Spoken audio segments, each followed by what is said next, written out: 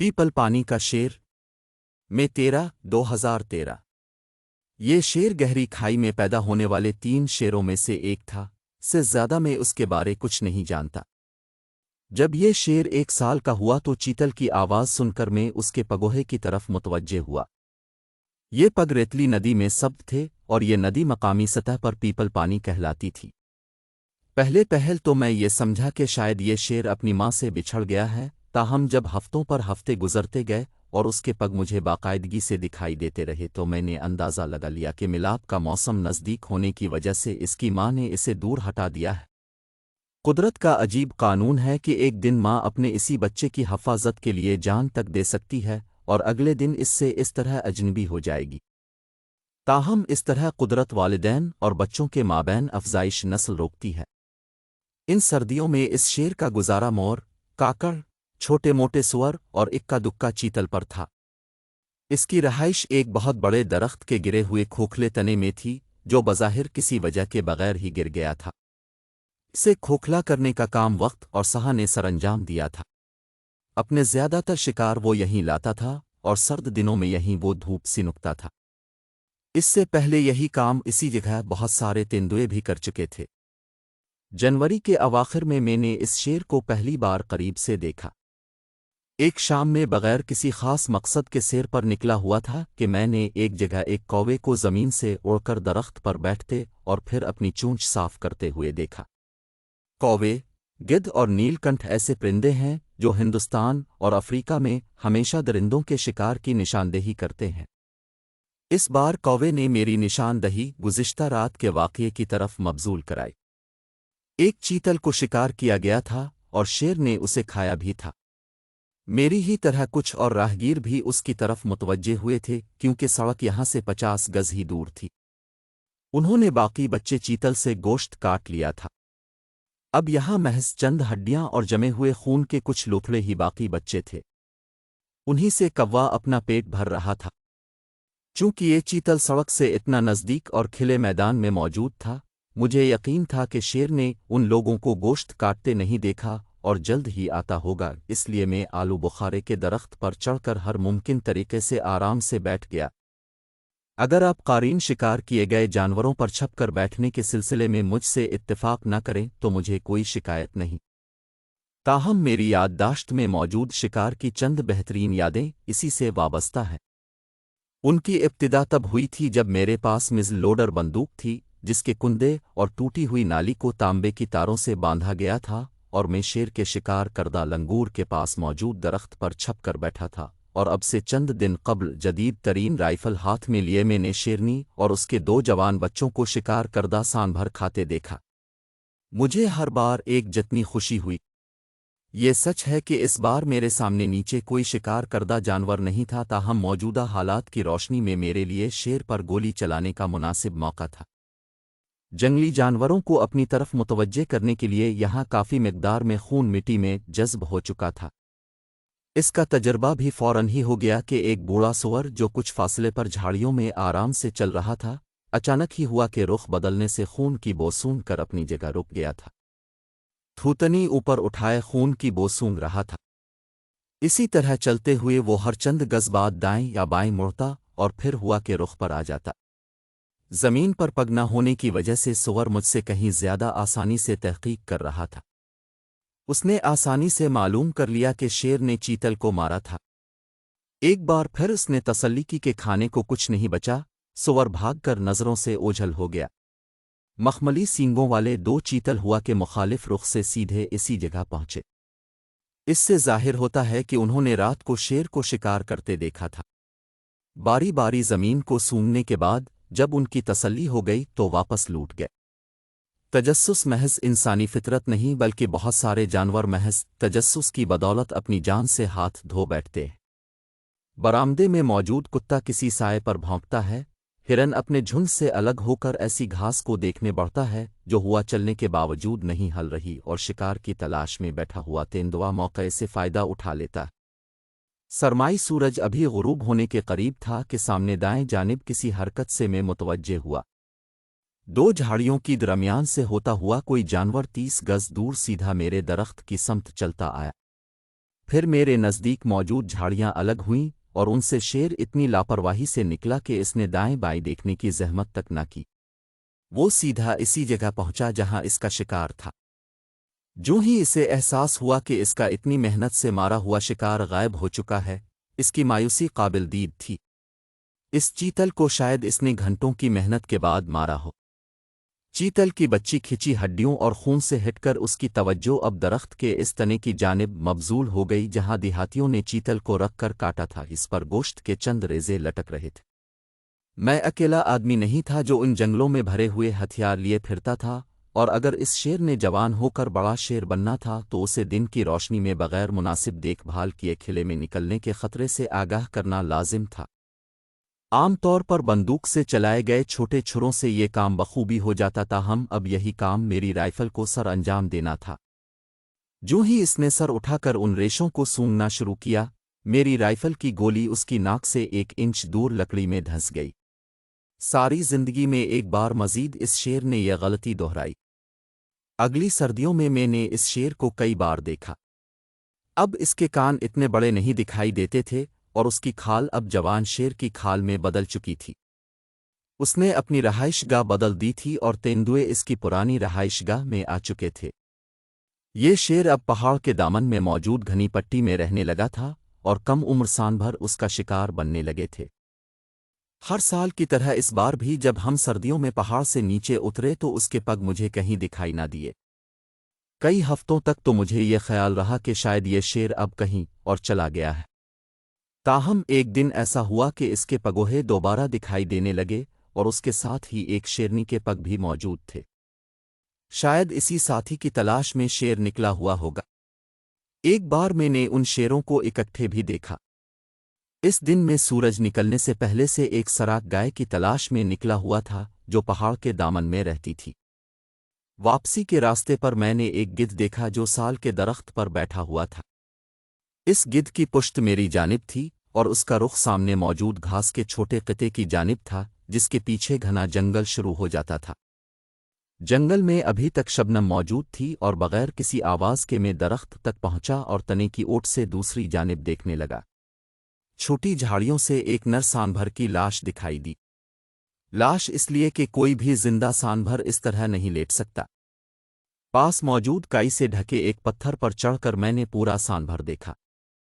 اس کی پچھلی ٹانگیں کھائی جا چکی تھیں اور اس کے دونوں اطراف دونوں شیر لیٹے ہوئے تھے۔ نر شیر دوسری جانب تھا جہاں اسے اس کی صرف ٹانگیں دکھائی دے رہی تھیں۔ دونوں ہی شیر سو رہے تھے اور ان کا درمیانی فاصلہ محض 10 فٹ رہا ہوگا۔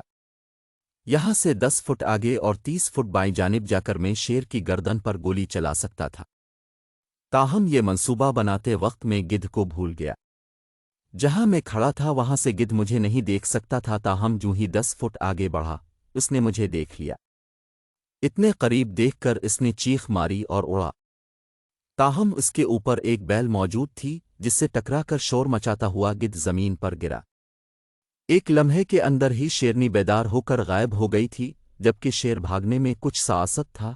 جلد گولی چلانا ممکن تو تھا لیکن آگے موجود گھنے جنگل میں زخمی جانور کو تلاش کرنا بیکار ہوتا۔ اب میں سے وہ افراد جنہوں نے شیروں اور تین دوآہے کے شکار کردہ جانور پر گھات لگا کر ان کا شکار کرنے کی کوشش نہیں کی، میں انہیں مشورہ دیتا ہوں کہ ایک بار آزمان۔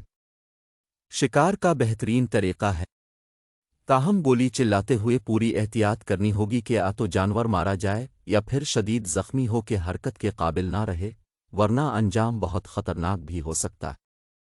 1 ہفتے بعد شیر نے دوبارہ سے اکیلا رہنا شروع کر دیا۔ اب تک اس نے اپنے شکار کردہ جانوروں پر میری آمد کا برا نہیں منایا تھا، تاہم جو ہی اس کی ساتھی الگ ہوئی اس نے مجھ پر واضح کر دیا کہ اب کے بعد وہ مجھے اپنے شکار پر برداشت نہیں کرے گا۔ نزدیک موجود شیر کی غسیلی غرراہٹ سے زیادہ خطرناک آواز جنگل میں نہیں ہوتی۔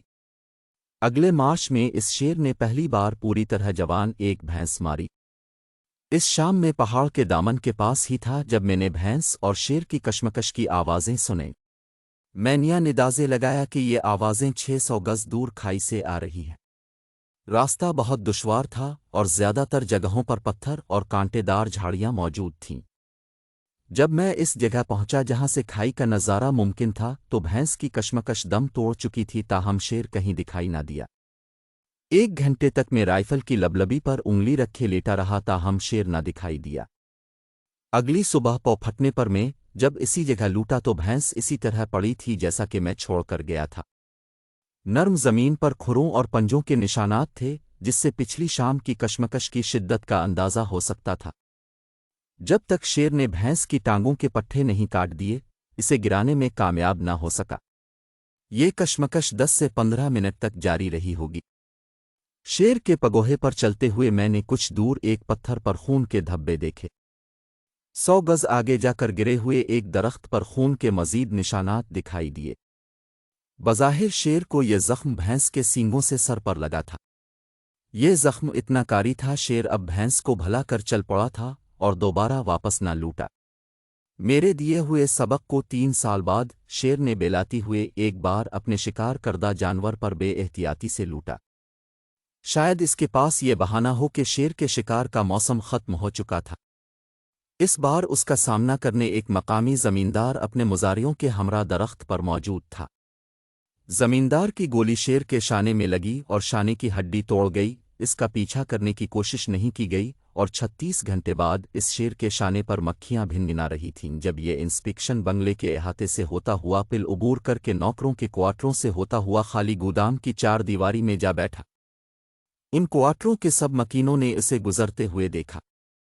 24 گھنٹوں بعد آس پاس کے دیہاتوں سے جمع ہونے والے لوگوں کے شور سے گھبرا کر یہ شیر وہاں سے نکلا اور ہمارے گیٹ سے ہوتا ہوا ہمارے گاؤں کے زیریں حصے کو چل دیا۔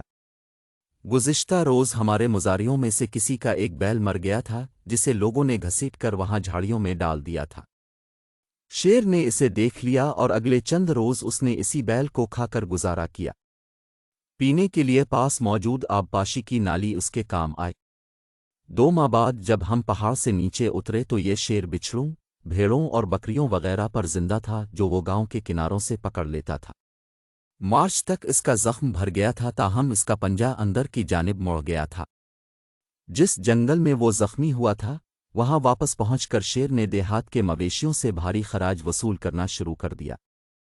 تاہم اس بار اپنی حفاظت کے خیال سے یہ شیر ہر شکار سے محض ایک بار ہی کھاتا۔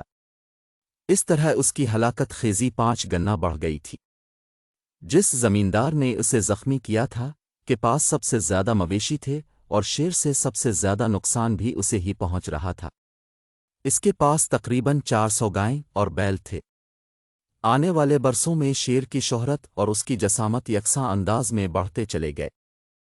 کئی شکاریوں اور مقامی افراد نے اسے ہلاک کرنے کی کوششیں جاری رکھیں۔ ایک بار نومبر کی شام کو ایک دیہاتی جو ایک نالی بندوق مزل لوڈر بندوق لے کر سور مارنے کی نیت سے 20 گز چوڑی نالی میں موجود اکیلی جھاڑی میں چھپ کر بیٹھا۔ یہاں زمین مستطیل شکل کی تھی اور لمبے کناروں پر کھیت جبکہ چھوٹے کناروں میں سے ایک پر سڑک جبکہ دوسرے پر آبپاشی کی ایک نالی گزرتی تھی۔ اس کے پیچھے گھنی جھاڑیاں اور سامنے 4 فٹ بلند پگڈنڈی تھی جہاں سے مویشی وغیرہ گزرتے تھے۔ 8 بجے رات کو اس پگڈنڈی پر ایک جانور نمودار ہوا۔ ہر ممکن نشانہ لے کر اس نے گولی چلائی اور وہ جانور الٹ کر دوسری جانب گرا۔ یہ آدمی فوراً ہی اپنا کمبل پھینک کر 200 گز دور اپنے گاؤں چلا گیا۔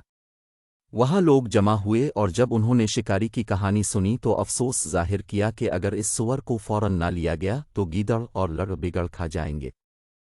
لالٹین جلا کر یہ 6 افراد سور کو اٹھانے چل پڑے۔ میرے ایک مزارے نے تجویز پیش کی کہ وہ لوگ کم از کم ایک بندوق ساتھ لے جائیں۔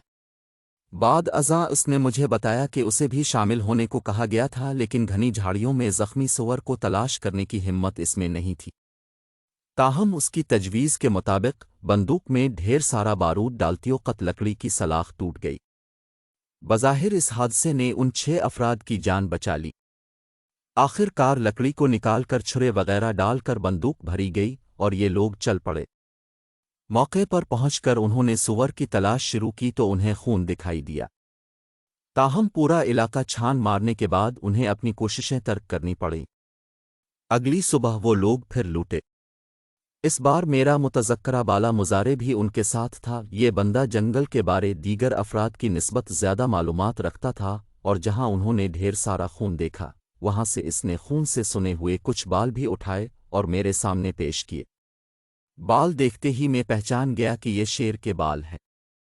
उस वक्त मेरे साथ एक और शिकारी भी था, चुनांचे हम दोनों इस तरफ चल पड़े। जमीन पर मौजूद निशानात की मदद से जंगल में वकूअ पजीर हुए किसी वाक़ये की तफसीलात जानना मेरे लिए हमेशा से दिलचस्पी का बाइस रहा है। बेशक कई बार लगाए जाने वाले अंदाजे गलत भी होते हैं, ताहम कई बार वो दुरुस्त भी निकलते हैं। इस बार मैंने दुरुस्त अंदाज़ा लगाया कि शेर को ज़ख्म दाएं अगली टांग की अंदरूनी जानिब लगा है। ताहम मेरा ये अंदाज़ा कि उसकी टांग टूट गई है और ये शेर इस इलाके में अजनबी है गलत थे। जहां से बाल मिले थे से आगे खून के निशानात यकसर ख़त्म हो गए थे। ज़मीन इस नौयत की थी कि इस पर निशानात को तलाश करना कारे वारिद था। इसलिए मैंने नदी उबूर करके मवेशियों की एक पगडंडी का रुख किया जो रेतले नाले से गुजरती थी। यहाँ पगोहे से मैंने अंदाज़ा लगाया कि ये शेर नौउम्र नहीं बल्कि मेरा पुराना दोस्त पीपल पानी का शेर है। ये शेर गांव से होकर गुजरने के चक्कर में था कि इस शिकारी ने अंधेरे में इसे सुअर समझकर इस पर गोली चला दी।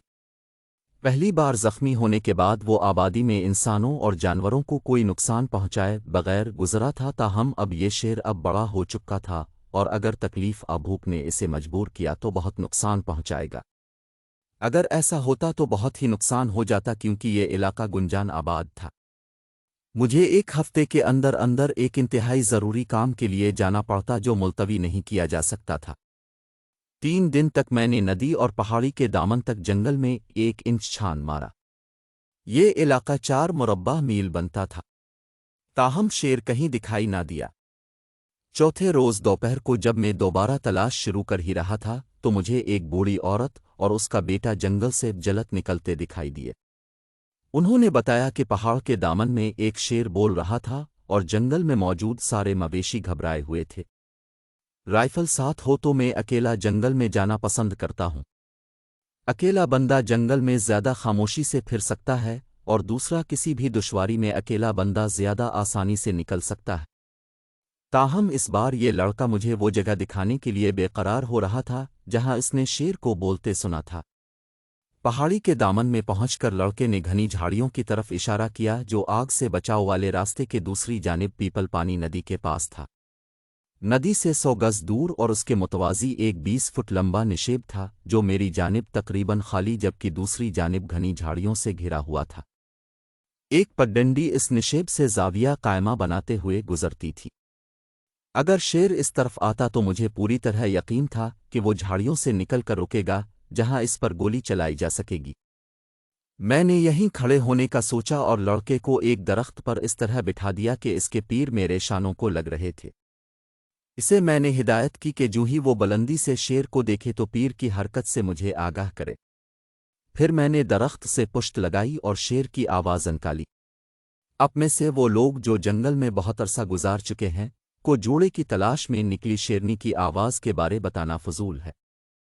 ताहम जो अफराद नहीं जानते उन्हें सिर्फ इतना कहूँगा कि ये आवाज़ समझने के लिए बहुत बार करीब से सुनना पड़ती है और उसकी नक्काली करने के लिए बेहतरीन गिले का होना ज़रूरी है, ताहम अल्फाज में ये आवाज़ बयान नहीं की जा सकती। मुझे इंतहाई सुकून मिला जब मैंने फ़ौरन ही शेर की तरफ से जवाबी आवाज़ सुनी, क्योंकि 3 रोज़ से मैं मुसलसल जंगल में हर जगह उसे तलाश कर रहा था। शेर की आवाज़ तकरीबन 500 गज दौर से आई थी और तकरीबन निस्फ घंटे तक हम दोनों में आवाज़ों का तबादला होता रहा। एक तरफ तो जंगल का बादशाह अपनी मलिका को फौरी तौर पर हाजिर होने का कह रहा था और दूसरी जानिब शेरनी इसे अपनी तरफ बुला रही थी। 2 बार लड़के ने मुझे इशारा किया, ताहम मुझे शेर दिखाई नहीं दिया। ताहम जब ढलते सूरज की किरणें जंगल पर पड़ीं तो शेर अचानक निकल कर सामने आ गया। ताहम झाड़ियों से निकलते वक्त उसने कोई ध्यान नहीं दिया और तेजी से सीधा चला आया। जब वो निशेब के वस्त में था तो मैंने राइफल उठाई और इसी वक्त उसने रुख बदला और सीधा हमारी तरफ आने लगा। जगह का इंतखाब करते वक्त मुझे शेर से इस हरकत की तवक्को नहीं थी, जिसके बाइस वो मेरे अंदाजे से ज़्यादा नज़दीक पहुंच गया। इस तरह कम फासले से मुझे इसके सर पर गोली चलानी थी, जिसके लिए मैं तैयार नहीं था। ताहम एक पुराने नुस्खे को ईमानी पर शेर बगैर किसी परेशानी के रुक गया। एक पांव उठाए हुए इसने आहिस्तगी से अपना सर उठाया। इस तरह इसका गला और सीना सामने आ गए। भारी गोली खाते ही वो लड़खड़ाते हुए जंगल में भागा। जहां पहली बार में नवंबर मैंने चीतल की आवाज सुनकर उसके पग देखे थे, इस जगह से चंद गज के फासले पर वो गिरा और दम तोड़ दिया। ताहम इसके बाद ही मुझे इल्म हो इका मैंने इसे गलत फहमी में हलाक किया है। इसकी टांग का जख्म जिसके बारे में सोच रहा था कि खतरनाक होगा, वो तकरीबन भर चुका था और ये जख्म एक छुरे से लगा था जिससे अगली दाएं टांग की एक छोटी रग कट गई थी। 10 फुट और 3 इंच लंबे शेर जिसकी खाल बेहतरीन हालत में थी का शिकार मेरे लिए खुशी के साथ साथ दुख का बाइस भी था, क्योंकि अब जंगल के जानवर और मैं इसकी आवाज़ दोबारा न सुन पाएंगे और न ही इसके पग मुझे दोबारा उन राहों पर दिखाई देंगे जो मैं और ये शेर गुज़िश्ता 15 सालों से इस्तेमाल कर रहे थे।